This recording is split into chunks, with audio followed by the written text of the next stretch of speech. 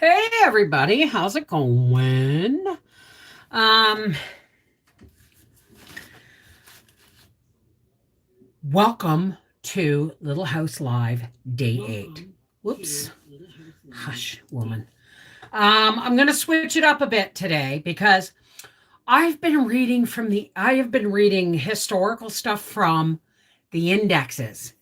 And here there is actually the Little House, the actual original stuff before the chapters were written. And it tells you what's fact and what's fiction. So I'm really, really sorry that I kind of left some stuff out for you guys. So first thing, ooh, whoops, don't do that. Yeah, do that. Tilt that down a little bit just until I'm done reading because I have to have that overhead light on for me reading. Alrighty, so don't forget, I'm hoping to do, before we get started, I want to remind everybody that I am going to be setting up a schedule the last few nights. Let me see.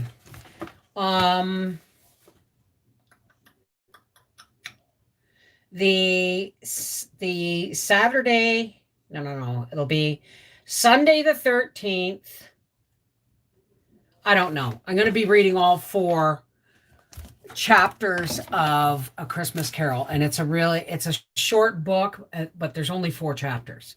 So they're long chapters, okay? So once I will put an announcement out once I have a schedule written up for doing A Christmas Carol. And I'm also doing a giveaway before Christmas. So, right?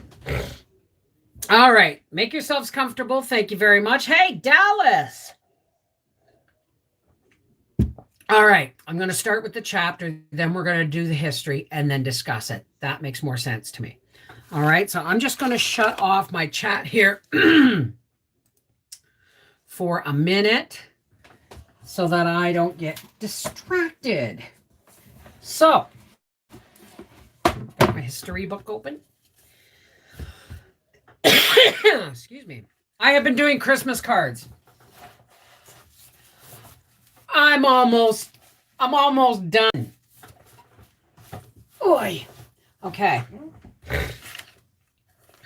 Welcome to Little House Live Day 8, Chapter 10 of Little House in the Big Woods. Summertime. Oh. Summertime. Now it was summertime, people went visiting. Sometimes Uncle Henry or Uncle George or Grandpa came riding out of the big woods to see Pa. Ma would come to the door and ask how all the folks were, and she would say, "Charles is in the clearing." Then she would cook more dinner than usual, and dinner time would be longer. Pa and Ma and the visitor would sit talking a little while before they went back to work. Sometimes Ma let Laura and Mary go across the road and down the hill to see Mrs. Peterson. The Petersons had just moved in. Their house was new and always very neat because Mrs. Peterson had no little girls to muss it up. She was a Swede, and she let Laura and Mary look at all the pretty things she had brought from Sweden, laces and colored embroideries and china. Mrs. Peterson talked Swedish to them, and they talked English to her, and they understood each other perfectly. She always gave them each a cookie when they left, and they nibbled the cookies very slowly while they walked home. Laura nibbled away exactly half of hers, and Mary nibbled away exactly half of hers. The other halves they saved for baby Carrie. Then when they got home, Carrie had 2 half cookies, and that was a whole cookie. This wasn't right. All they wanted to do was divide the cookies fairly with Carrie. Still, if Mary saved half her cookie while Laura ate the whole of hers, or if Laura saved half and Mary ate her whole cookies, that wouldn't be fair either. They didn't know what to do, so each saved half and gave it to baby Carrie, but they always felt that somehow that wasn't quite fair. Sometimes a neighbor sent word that the family was coming to spend the day. Then Ma did extra cleaning. Then Ma did extra cleaning and cooking and opened the package of store sugar. And on the day set, a wagon would come driving up to the gate in the morning, and there would be strange children to play with. When Mr. and Mrs. Hewlett, when Mr. and Mrs. Hewlett came, they brought Eva and Clarence with them. Eva was a pretty girl with dark eyes and black curls. She played carefully and kept her dress clean and smooth. Mary liked that, but Laura liked better to play with Clarence. Clarence was red-headed and freckled and always laughing. His clothes were pretty too. He wore a blue suit buttoned all the way up in the front with bright gilt buttons and trimmed braid, and he had copper-toed shoes.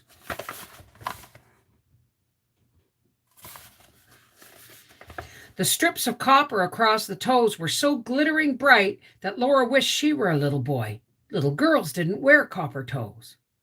Laura and Clarence ran and shouted and climbed trees, while Mary and Eva walked nicely together and talked. Ma and Mrs. Hewlett visited and looked at Godey's Lady's Book. And Mrs. Hewlett, Ma and Mrs. Hewlett visited and looked at Godey's Lady's Book, which Mrs. Hewlett had brought. And Pa and Mr. Hewlett looked at the horses and the crops and smoked their pipes. Once, Aunt Lottie came to spend the day. That morning, Laura had to stand still a long time while Ma unwound her hair from the cloth strings and combed it into long curls. Mary was already sitting primly on a chair with her golden curls shining in her china blue dress fresh and crisp. Laura liked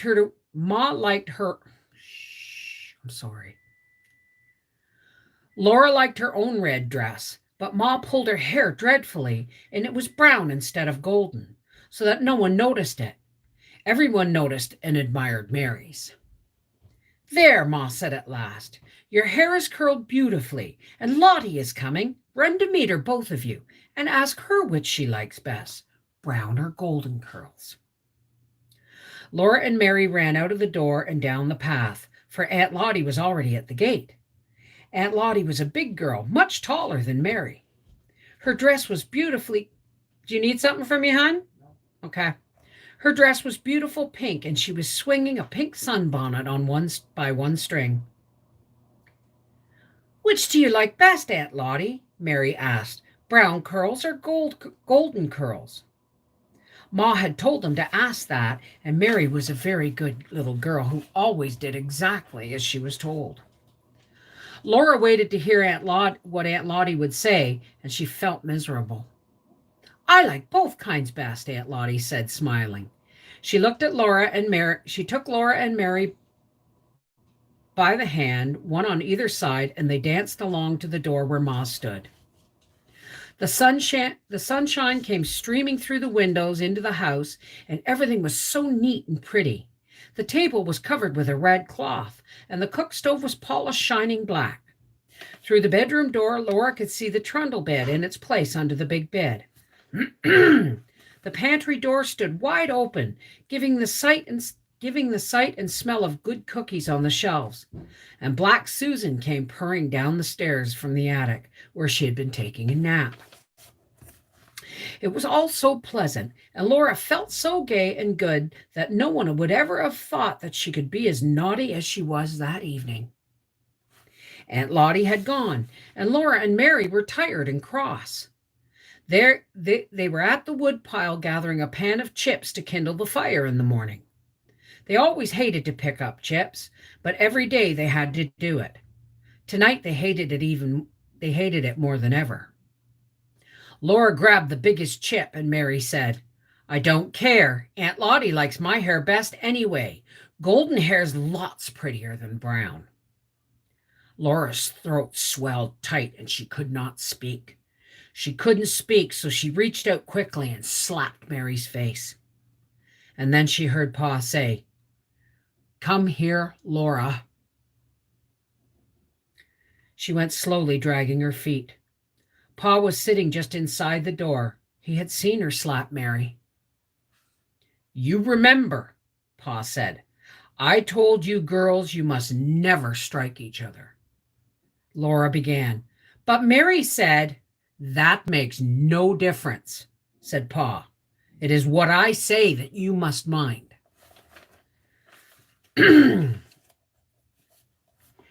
Then he took the strap down from the wall and he whipped Laura with the strap. Laura sat on a chair in the corner and sobbed. When she stopped sobbing, she sulked. The only thing in the the only thing in the whole world to be glad about was that Mary had to fill the chip pan all by herself. At last, when it was getting dark, Pa said again, Come here, Laura. His voice was kind, and when Laura came, he took her on his knee and hugged her close. She sat in the crook of his arm, her head against his shoulder, and his long brown whiskers partly covered her eyes, and everything was all right again. So she told Pa all about it, and she asked him, You don't like golden hair better than brown, do you? Pa's blue eyes shone down at her, and he said, Well, Laura, my hair is brown. She had not thought of that. Pa's hair was brown, and his whiskers were brown, and she thought brown was a lovely color. But she was glad that Mary had to gather all the chips. In the summer evenings, Pa did not tell stories or play the fiddle. Summer days were long, and he was tired after he'd worked hard all day in the fields. Ma was busy too. Laura and Mary helped her weed the garden. They helped her feed the calves and the hens. They gathered the eggs, and they helped her make cheese. When grass was tall and thick in the woods, and the cows were giving plenty of milk, that was the time to make cheese. Somebody must kill a calf, for cheese could not be made without rennet, and rennet is the lining of a young calf's stomach. The calf must be very young, so that it had never eaten anything but milk. Laura was afraid that Pa must kill one of the little calves in the barn. They were so sweet. One was fawn-colored and one was red, and their hair was so soft and their eyes so large and wondering. Laura's heart beat fast when Ma talked to Pa about making cheese. Pa would not kill either of his calves because they were heifers and would grow into cows. He went to Grandpa's and to Uncle Henry's to talk about the cheese making, and Uncle Henry said he would kill one of his calves. There would be enough rennet for Aunt Polly and Grandma and Ma. So Pa went again to Uncle Henry's and came back with a little piece of the calf's stomach. It was like a soft grayish white leather, all ridged and rough on one side.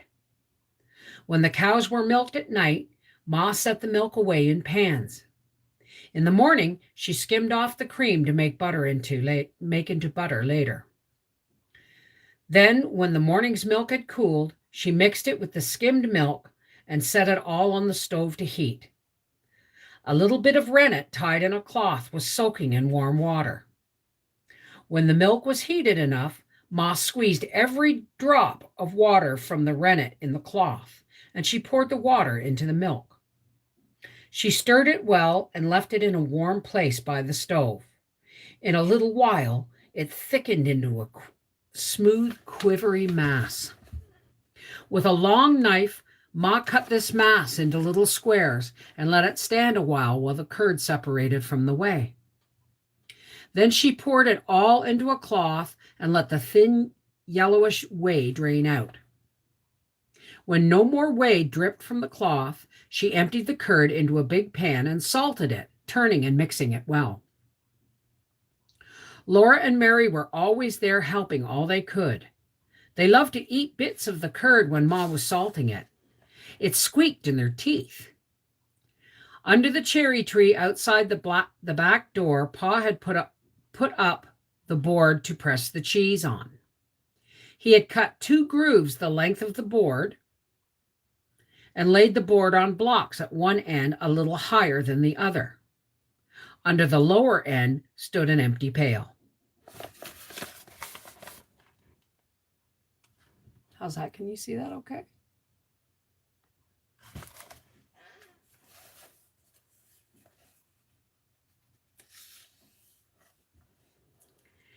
Ma put her wooden cheese hoop on the board, spread a clean wet cloth all over the inside of it, and filled it heaping full of the chunks of salted curd. She covered this with another clean wet cloth and laid on top of it a round board cut small enough to go inside the cheese hoop. Then she lifted a heavy rock on top of the board. All day long, the round board settled slowly under the weight of the rock, and whey pressed out and ran down the grooves of the board into the pail. Next morning, Ma would take out the round pale yellow cheese, as large as a milk pan. Then she made more curd and filled the cheese hoop again. Every morning, she took the new cheese out of the press and trimmed it smooth. She sewed a cloth tightly around it and rubbed the cloth all over with fresh butter. Then she put the cheese on a shelf in the pantry. Every day she wiped every cheese carefully with a wet cloth, then rubbed it all over with fresh butter once more, and laid it down on its other side. After a great many days, the cheese was ripe, and it was hard, and there was a hard rind all over it. Then Ma wrapped each cheese in paper and laid it on the high shelf. There was nothing more to do with it but eat it. Laura and Mary liked cheese making. They liked to eat the curd that squeaked their teeth, and they liked to eat the edges that Ma pared off the big round yellow cheeses to make them smooth, before she sewed them up in the cloth. Ma laughed at them for eating green cheese. The moon is made of green cheese, some people say, she told them. The new cheese looked like the round moon when it came out behind the trees, but it was not green. It was yellow like the moon. It is green, Ma said, because it isn't ripened yet. When it is cured and ripened, it won't be a green cheese. Is the moon really made of green cheese? Laura asked, and Ma laughed. I think people say that because it looks like a green cheese, she said, but appearances are deceiving. Then while she wiped all the green cheeses and rubbed them with butter, she told them about the dead, cold moon that is like a world on which nothing grows. The first day Ma made cheese, Laura tasted the whey.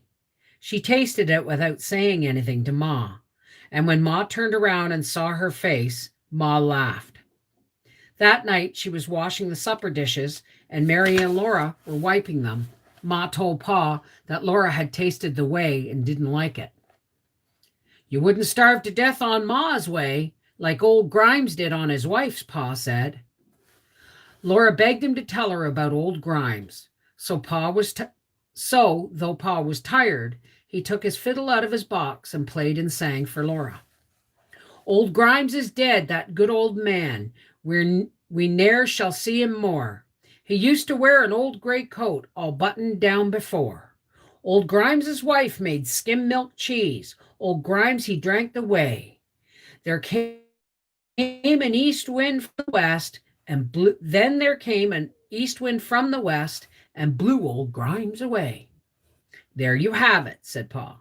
She was a mean, tight-fisted woman. If she hadn't skimmed all the milk, a little cream would have run off in the way, and old Grimes might have staggered along. But she skimmed every bit of the cream, and poor old Grimes got so thin the wind blew him away, plumb starved to death.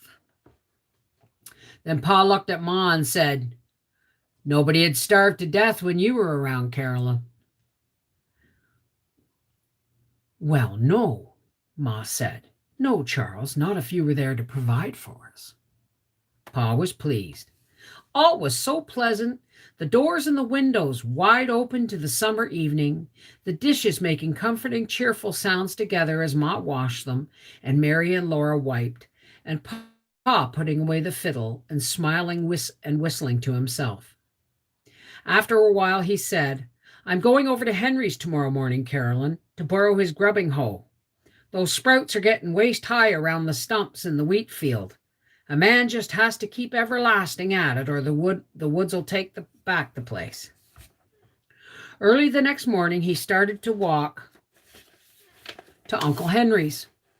But before long, he came hurrying back, hitched the horses to the wagon, threw in his axe, the 2 wash tubs, the wash boiler, and all the pails and wooden buckets there were. "I don't know if I'll need them all, Caroline," he said, "but I'd hate to want them and not have them." "Oh, what is it? What is it?" Laura asked, jumping up and down with excitement. "Pa's found a bee tree," Ma said. "Maybe he'll bring us home some honey." It was noon before Pa came driving home.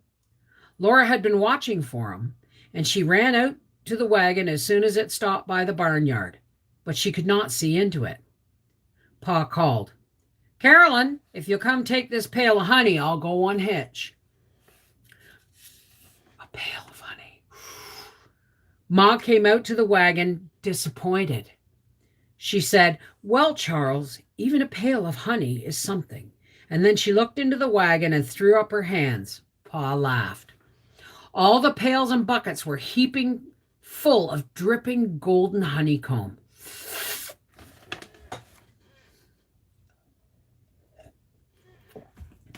Both tubs were piled full, and so was the wash boiler. Pa and Ma went back and forth carrying the 2 loaded tubs and the wash boiler and all the buckets and pails in the house. Ma heaped a plate high with the golden pieces and covered all the rest neatly with cloths. For dinner, they had as much of this delicious honey as they could eat, and Pa told them how he found the beet tree. "I didn't take my gun," he said, "because I wasn't hunting, and now it's summer there wasn't much danger of meeting trouble. Panthers and bears are so fat this time of year, they're that lazy and good-natured. Well, I took a shortcut through the woods, and I nearly ran into a big bear. I came around a clump of underbrush, and there he was, not as far from me as across this room. He looked round at me, and I guess he saw I didn't have my gun. Anyway, he didn't pay any more attention to me. He was standing at the foot of a big tree, and bees were buzzing all around him. They couldn't sing through his thick fur, and he kept brushing them away from his head with one paw. I stood there watching him, and he put the other paw into a hole in the tree and drew it out all dripping with honey. He licked the honey off his paw and reached in for more. But by that time, I'd found me a club. I wanted that honey myself. So I made a great racket, banged up against a tree and yelling. The bear was so fat and full of honey that he just dropped on all fours and waddled off among the trees. So I chased him some distance and got him going fast away from the bee tree. And then I came back for the wagon. Laura asked him how he got the honey away from the bees. "That was easy," he said. "I left the horses back in the woods where they wouldn't get stung, and I chopped the tree down and split it open." "Didn't the bees sting you?" "No," said Pa. "Bees never sting me." The whole tree was hollow and filled from top to bottom with honey. The bees must have been storing that honey for years. Some of it was old and dark, but I guess I got enough of the good, clean honey to last us a long time. Laura was sorry for the poor bees. She said, "They worked so hard, and now they won't have any honey." But Pa said there was lots of honey left for the bees, and there was another large hollow tree nearby into which they could move. He said it was time they had a clean new home. They would take the old honey that he had left in the old tree and make it into fresh new honey and store it in their new house. They would save every drop of the spilled honey and put it away, and they would have plenty of honey again long before winter came. Okay, I have some reading to do for you. Now, this part here is the actual story or stories of, Lottie and stuff. So I'm going to read this to you, okay? Aunt Lottie, Charlotte E. Holbrook, born in 1854, was Caroline Ingalls' half-sister. Caroline changes every day for me. Their mother had married Frederick Holbrook in 1849, 5 years after her first husband's death. Lottie, as she was known to the family, was their only child and her mother's namesake. She married Henry Moore, raised a family, and died in 1939. Okay, let's see here. No one noticed it as they did Mary's. This line reveals the twinge of jealousy Wilder felt concerning her older sister, an emotion she transferred to Laura in The Little House in the Big Woods. In the novel, Wilder prepared her readers for Laura's jealous feelings in earlier chapters when a shopkeeper admired Mary's golden curls, but said nothing about Laura's ugly brown ones. Wilder had earlier shared this episode in a 1917 newspaper column where she portrayed Mary as having a sharp tongue and herself as slow to speak but quick to act. Reprinted in Hein's Little House in the Ozarks, 297. Okay. There, said Ma. Ask her which she likes best, brown curls or golden curls. With minor changes in punctuation, Wilder lifted this piece of dialogue from Pioneer Girl and placed it directly into Little House in the Big Woods. In the novel, Aunt Lottie answers, I like both kinds best. Her diplomatic response, which triggers so much trouble between Laura and Mary, does not appear in either the original Pioneer Girl manuscript or the Brant version, although the aftermath does. Pa said, fiction gave Wilder the freedom to create a more satisfying ending to the episode. In the novel, as Pa gathers Laura into his arms, she asks if he liked golden hair better than brown, and he replies, well, Laura, my hair is brown.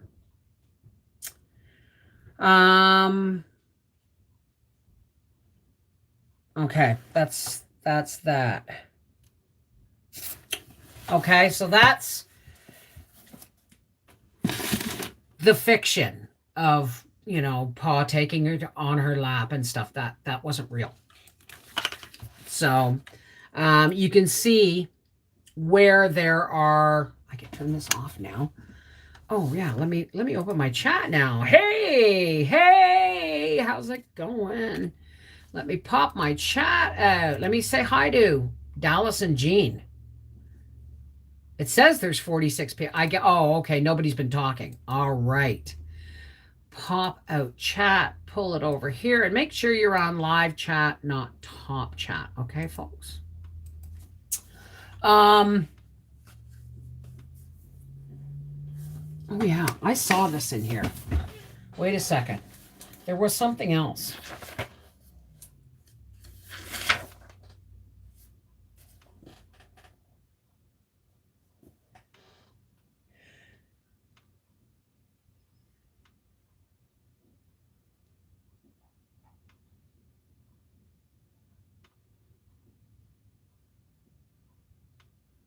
Okay. The reality was, that makes no difference, said Pa, and he took down a little strap from the wall. He laid me across his knee and spanked me with the strap. Then I sat in a corner and sobbed and sulked for a while. At last, just when I had noticed that it was getting dark outside, Pa said, come here, Laura. And when I went, he took me on his knee again, but right side up this time. Mary sat on her little chair beside us. She had to get the whole pan herself. Yeah. So he didn't say, well, mine are brown and blah, blah, blah, blah, blah. So, oh, you're quite welcome. Hello. Now, cystic fibrosis fit. Is that Super Hazer? You want to know what I want to know? Is she's maybe this part was fiction, but they said the board for the cheese.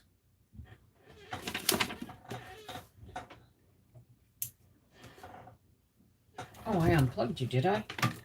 Well, I'm terribly sorry about that. Just plug you right back in. Oh, forget it. She said that Ma, filled the cheese hoop with the curd on the slanted board with the double trough so the whey could run into a bucket. And every morning she took the cheese out of the hoop and put more in and pressed it and then trimmed the cheese and rubbed it with butter. And then, okay, starters, who protected that cheese from animals all night and bugs? That's what I want to know. Then Ma rubbed it all over with butter, like wiped it all over with a cloth and then rubbed it all over every day. Like she'd wipe the moisture off because the cheese would sweat, right? She'd wipe the moisture off and then rub butter all over it every day until it had a hard rind. And then she would wrap it in paper and set it on a shelf. Where were the mice? I'm sorry, but where were the mice? Like you're leaving cheese wrapped in paper on a shelf. Just saying, right? So how's everybody doing? Hello. Who's all here? We're almost always quiet when you're reading. Well, I'm Jack protected it. Maybe. But then you always think of Jack. Like I wouldn't leave Jack, my dog, outside all night. But then I have in the past. I mean, long before we became dog parents, we've had dogs that were in a doghouse on a chain all year round. Right? So maybe, and I mean, living out there, maybe they didn't leave, or maybe they didn't have to put them on a chain or whatever. Hey, Deborah C. Hi, Auntie Pam. Well, think about it. Like hey, everything in my pantry has to be airtight or it'll get bugs or mice. So I'd like to know how she covered all these honeycombs with cloth. Now I've done that, and they're right. We've raised bees. Anything left outside after you've harvested your honey, and anything you leave outside with that has honey on it, the bees will recover. Will take it. They'll clean it all up and reuse it. And I got an interesting fact for you. He said the old dark honey never goes bad. Never. Real honey never, ever goes bad. It may harden and thicken like creamed honey, but all you have to do is set it into a pot or a bowl of hot water, and it will soon liquefy again. Real pure honey. They found some didn't they find honey in the pyramids, dear? Didn't they find honey in the pyramids? Yeah, they found honey in the pyramids. And it would be like crystallized, I guess. But I mean, yeah, it crystallizes. All you have to do is heat it up. So honey's one of those things that will never ever go bad. But make sure it's real honey. I don't no longer trust store-bought honey. I prefer to buy local. If we don't have it, I'm using the last of my honey. I just went to look in the pantry for another jar and went, I have no more of our homestead honey for our Christmas cake, so I'm going to have to buy some. Bev, cystic fibrosis fit. It is me, and I've sent you an email so you can have a sneak peek of my first video of my new road ahead. Okay, so that is Super Hazer. I'm waiting for an email. Somebody mentioned in the comments that they were leaving. Now I'm gonna go overboard here with the connect. I'm gonna cross talk, channel talk. Somebody told me that they were leaving Connected Hearts And you need to hear this, Super Hazer, because you need to hear that this is not wrong. You've done nothing wrong. Okay. Somebody said, oh, a bunch of women complimenting a half naked guy flexing his muscles. I said, then, they were leaving Connected Hearts over that. That's not why I'm there. And I said, obviously, you have no idea why we were celebrating those pictures. That young man, the health issues he's overcome. That's what we're celebrating. We're not a bunch of 40, you obviously don't understand why it's a beautiful thing that he's sharing his journey with us. And so if you feel the need to go, then go. Right? So yeah, and that's why I asked in mail today if it's okay to post that. Honey, cystic fibrosis. You are sharing your journey and how you stay healthy with a disease that used to kill people before they ever reached the age of 10. Do you know what they used to call it back in the 40s and the 20s and the 30s? Failure to thrive. Cystic fibrosis. They didn't really have a name for it until I think it was the 50s.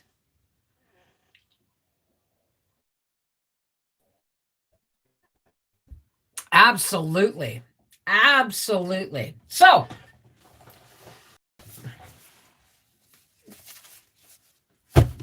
how many Christmas cards do I have here? A lot. Okay. And I'm still going. And that is, I got my glasses. Nobody going to mention the Christmas tree behind me? Oh, you know what? It's right behind my head, isn't it? I'm going to move it over, I think. I'm going to move it over some. But absolutely.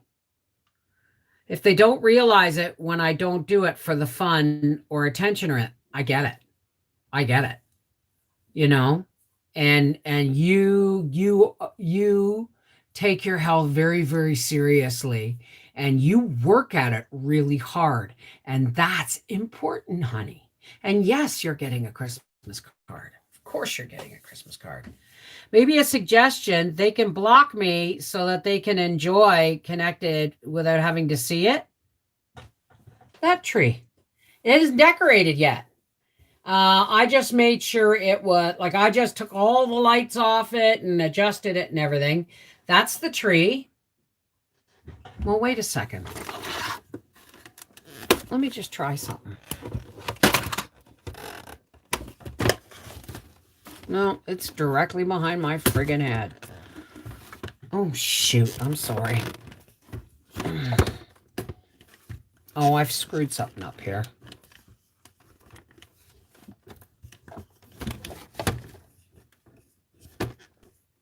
Oh, my God, folks. I'm sorry. I know this is really noisy. What the heck have I done?